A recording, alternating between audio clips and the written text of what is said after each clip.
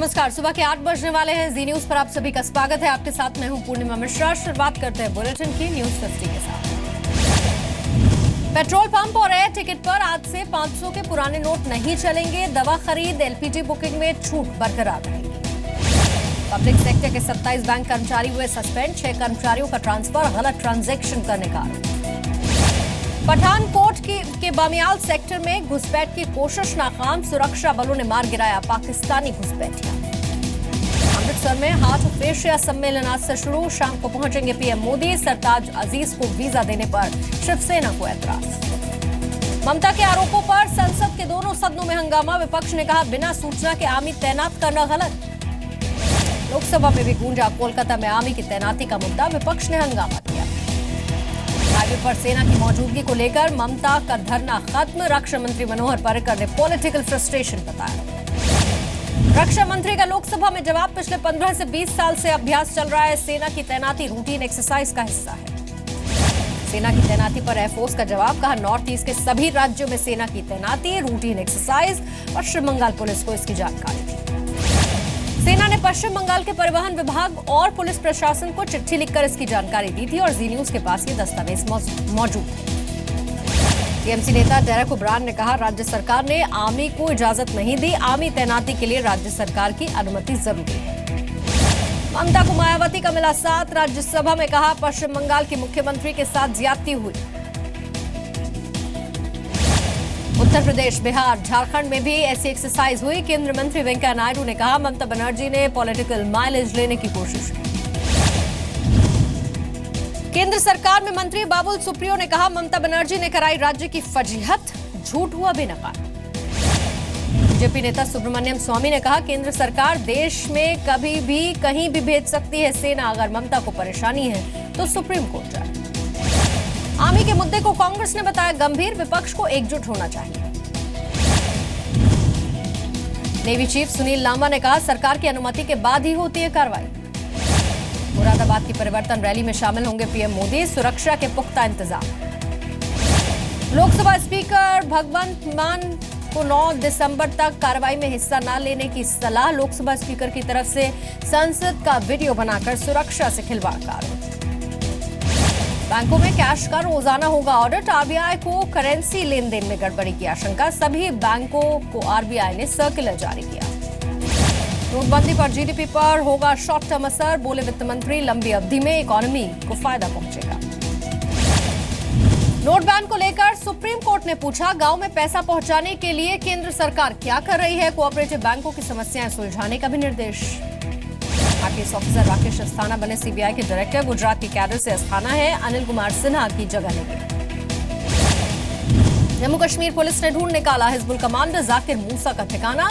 यहीं से बनाया गया था धमकी वाला वीडियो। पाकिस्तान ने फिर से सीज फायर तोड़ा। राजौरी में एलओसी के पास सीमा पार से गोलीबारी। बीएसएफ का एक जवान भी घायल। आतंकी बुरहान वानी ने हाफिज सईद से मिलकर रची थी साजिश। दोनों की बातचीत के ऑडियो टेप से खुलासा। हाफिज के कहने पर आतंकी हमलों को अंजाम देता था। पाक सेना प्रमुख जनरल जावेद बाजवा ने पाकिस्तानी सेना को निर्देश दिए। इंडो पाक बॉर्डर पर भारत के खिलाफ सैन्य कार्रवाई में सख्ती बरतने के लिए कहा। दिल्ली एनसीआर में प्लास्टिक के इस्तेमाल पर एनजीटी का बैन। जनवरी 2017 से डिस्पोजल प्लास्टिक पर भी रोक रहेगी। अमेरिकी महिला ने ईमेल के जरिए दर्ज कराई रेप की शिकायत। मार्च 2016 में दिल्ली के 5 स्टार होटल में दिया गया था वारदात को अंजाम। जांच दिल्ली के प्रहलादपुर में एनकाउंटर। 4 बदमाश गिरफ्तार। 2 देसी तमंचे, 8 कारतूस और 1 कार भी बरामद। दिल्ली के बदरपुर में मामूली कहासुनी के बाद नाबालिग की पीट कर हत्या। आरोपी भी नाबालिग है। तिलका मांझी विश्वविद्यालय रद्द करेगा दिल्ली के पूर्व कानून मंत्री जितेंद्र सिंह तोमर की लॉ की डिग्री। अनुशासनात्मक कमेटी का फैसला। महाराष्ट्र की जेलों में तैनात गार्ड्स और अधिकारियों को भी पुलिस अधिकारियों के बराबर सुविधाएं मिलेंगी। महाराष्ट्र सरकार का ऐलान। मुंबई के दादर में बाबा साहेब अम्बेडकर के समाधि स्थल को दिया गया ए ग्रेड पर्यटन स्थल का दर्जा। सीएम के प्रस्ताव को मंजूरी।